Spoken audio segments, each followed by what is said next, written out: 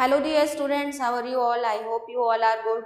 तो आज हम स्टार्ट करने जा रहे हैं अपनी नई book wisdom English of grade 8 by Rohan Prakashan. तो आइए स्टूडेंट्स, अब हम स्टार्ट करते हैं अपना new chapter, chapter number 11। Chapter का टाइटल है the portrait of a lady. This is a story of a writers grand mother. ये जो कहानी है एक राइटर की ग्रैंड मदर की है, दादी की है। The writer has describe in his chapter the relationship with his grand mother and what did he fail after her demise. जो राइटर है उन्होंने इस चैप्टर में अपनी दादी के साथ अपने रिलेशनशिप के बारे में बताया है और अपनी उस फीलिंग के बारे में बताया है कि जब उसकी दादी उसके साथ नहीं होती हैं तो वो कैसा फील करता है। तो आइए स्टार्ट करते हैं, let's get started. My grandmother and I were good friends. मेरी दादी और मैं बहुत अच्छे दोस्त थे। My parents left me with her when they went to live in the city and we were constantly together since then. तो मेरे पेरेंट्स जो थे जब वो शहर में चले गए थे किसी जॉब के लिए तो वो मुझे दादी के पास छोड़ गए थे और मैं तब से उनके साथ था। She use to wake me up in the morning and get me ready for school. वो रोज़ मुझे सुबह उठाया करती थी और स्कूल के लिए तैयार करती थी। She said her morning prayer in a monotonous singing song while she bathed and dressed me in the hope that I would listen and get to know it by heart। और वो रोज़ उनका routine था कि वो मुझे उठाती थी और अपनी जो प्रेयर थी, प्रार्थना थी, उनको गुनगुनाते हुए मतलब गुनगुनाती रहती थी और मेरे से एक्सपेक्ट करती थी कि मैं भी उसको लर्न करूं और दिल से सुनूं।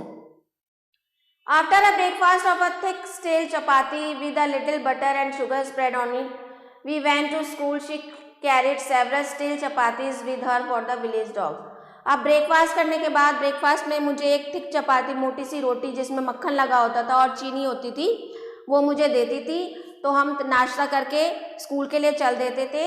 अब मेरी दादी जो है वो कुछ रात की बची हुई रोटियां भी पैक कर लेती थी रास्ते में, जो भी डॉग्स वगैरह या पपी वगैरह होते थे उनको देने के लिए। My grandmother always went to school with me because the school was attached to the temple. The priest taught us the alphabet and the morning prayer.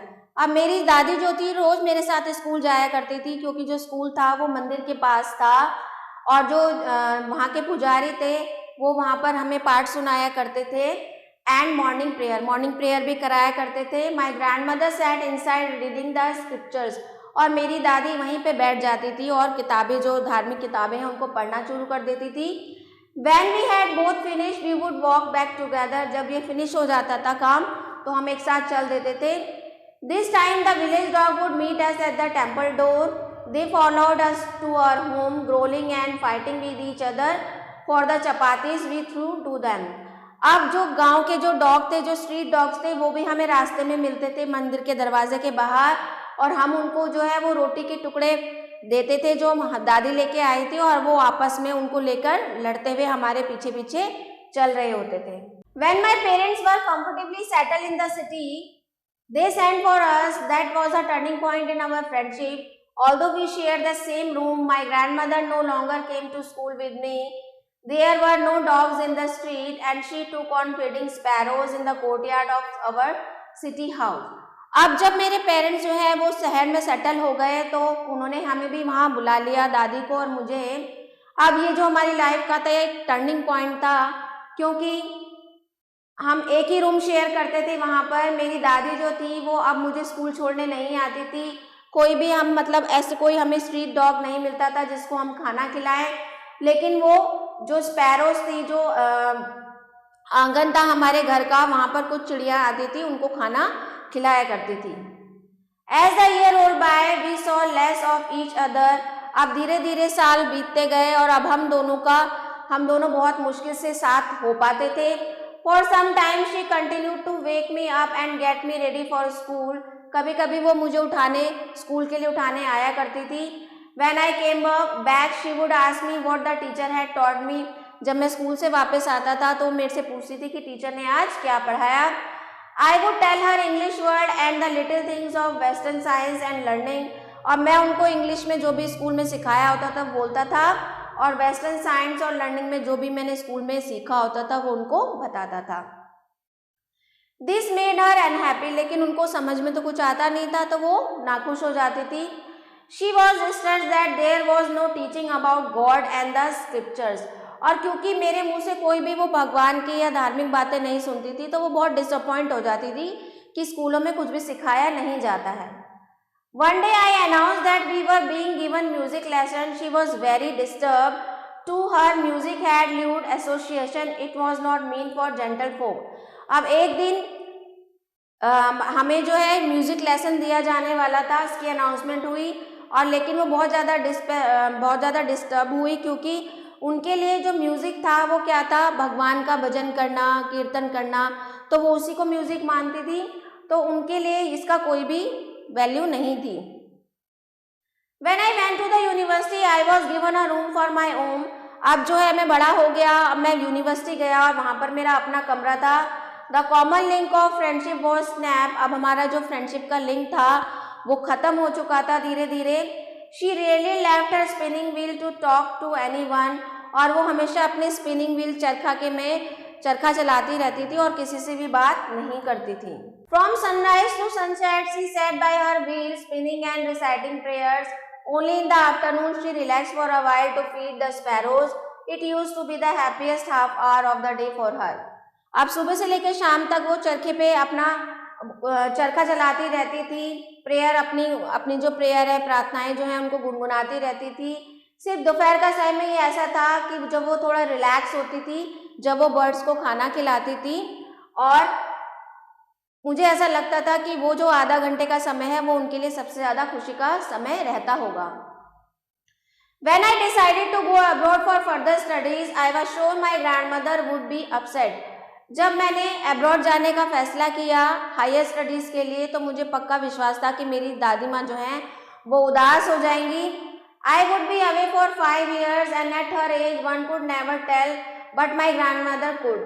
अब मैं 5 सालों के लिए बाहर जाने वाला था। She was not even sentimental. She came to leave me at the railway station but did not talk or show any emotion. अब उसकी दादी माँ जो थी वो बहुत अपसेट थी, वो उसे रेलवे स्टेशन तक छोड़ने तो आई थी लेकिन क्योंकि वो बहुत ज़्यादा दुखी थी तो उसने अपने कोई भी इमोशन नहीं दिखाए और ना ही कुछ कहा। Her lips move in prayer, her mind was lost in prayer. अब वो लगातार अपनी जो प्रार्थना है वो गुनगुना रही थी। Her finger was busy telling the beads of her rosary. Silently she kissed my forehead. उन्होंने बहुत ही शांति से मेरे forehead पे किस किया। And when I left, I cherished the most imprint as perhaps the last sign of physical contact between us. और जब मैं वहाँ से निकला तो मुझे ये नहीं पता था कि शायद हम लोगों का ये लास्ट मीटिंग है।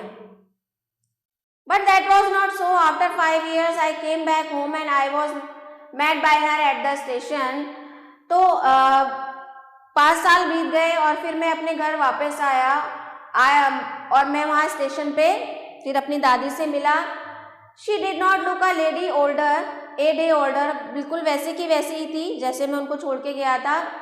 She still had no time for words. अब भी उनके पास बातों के लिए समय नहीं था। And while she clasped me in her arms, I could hear her reciting her prayer. और जब उन्होंने मुझे गले लगाया तो वो तब भी अपनी जो प्रार्थना है उनको गुनगुना रही थी।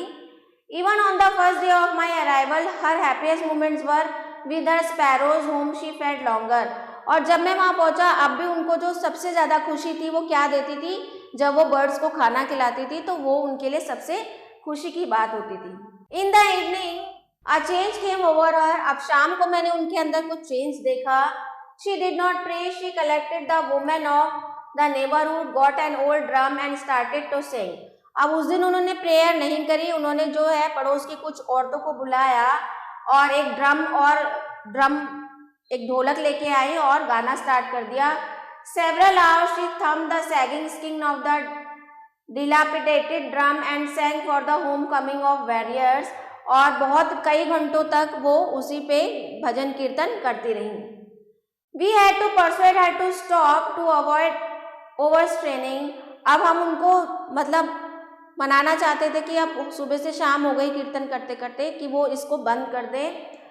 The next morning she was taken ill. अगली सुबह जो है वो बीमार हो गई। It was a mild fever and the doctor told us that it would go. Doctor ने कहा कि हल्का सा बुखार है और वो जल्दी ही ठीक हो जाएगा। But my grandmother thought differently. लेकिन मेरी ग्रैंडमदर जो थी उनके दिमाग में कुछ और चल रहा था। She told us that her end was near and she was not going to waste any more time talking to us.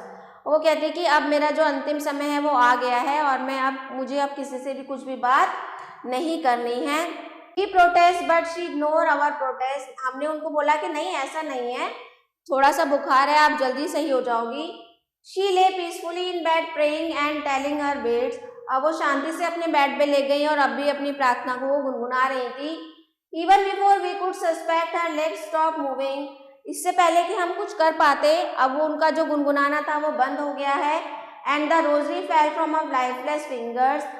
A peaceful pallor spread on her face and we knew that she was dead. अब अचानक से वो गाना गुनगुनाना बंद हो गया और उन्होंने जो अपने हाथ हैं वो छोड़ दिए और हमने देखा कि वो अब उनकी डेथ हो चुकी है. We lifted her off the bed and laid her on the ground. अब हमने उन्हें बेड से उठाया और ग्राउंड पे लिटा दिया. After a few hours of mourning, we left her alone to make arrangement for the funeral. अब थोड़े टाइम रोने धोने के बाद हमने उनको वहाँ पर छोड़ दिया और हम उनके फ्यूनरल की अंतिम संस्कार की तैयारी करने लगे. In the evening we went to her room with a crude stretcher to take her to be cremated.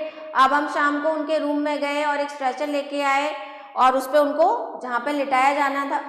The sun was setting and lit her room and veranda with a blaze of golden light. अब जो सूरज था वो दिल ढलने वाला था तो हमने वरांडा में जो था लाइट लगा दी.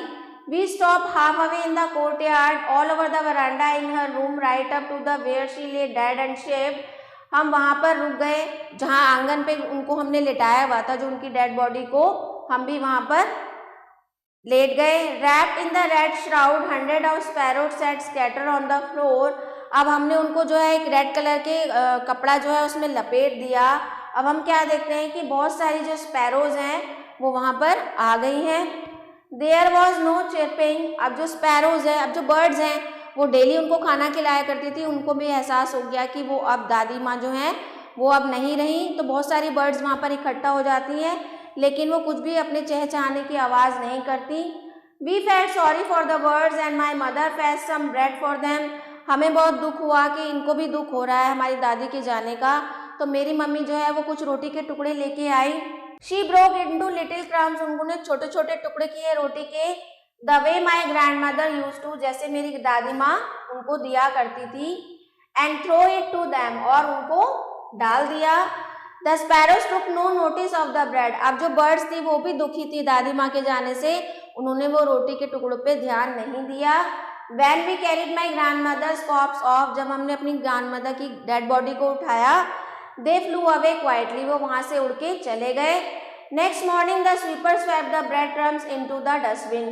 अगले दिन जो स्वीपर है उसने जो रोटी के टुकड़े हैं उनको डस्टबिन में डाल दिया. तो जो एनिमल्स होते हैं उनके अंदर भी अफेक्शन होता है, तो जो उनको प्यार करता है तो वो भी उनके लिए प्यार का भाव रखते हैं.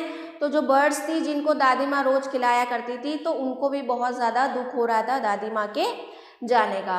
तो ये थी आपकी कहानी. आई होप आपने एंजॉय की होगी. तो कुछ एक्सरसाइज डिस्कस कर लेते हैं. Take write the correct option. The writer and his grandmother were good friends.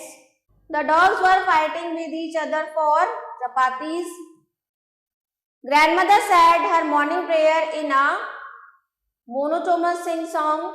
The priest taught us the alphabet. Grandmother caught ill with fever. Next exercise is fill in the blanks. The writer's grandmother always went to school with him. Coming to the was the turning point in their friendship. Coming to the town, there were now no dogs in the street. Grandmother used to sit by her wheel, sing, and grandmother used to sit by her wheel and sing prayers. Grandmother was distressed that there was no teaching about God and prayers. Exercise C. Write true for true and F for false is statement. The writer lived in the city in his childhood. False. The writer was very fond of his grandfather. False. Grandmother sat inside the school reading scriptures. True. The writer got his own separate room when he went to university. True. The sparrows were not chirping on the day of grandmother's death, true. तो ये थी आपकी exercise. I hope आपको अच्छे से clear हो गई होंगी। सो आई होप स्टूडेंट्स आपको वीडियो पसंद आया होगा। तो मिलते हैं आपसे अगले वीडियो में। Thanks for watching.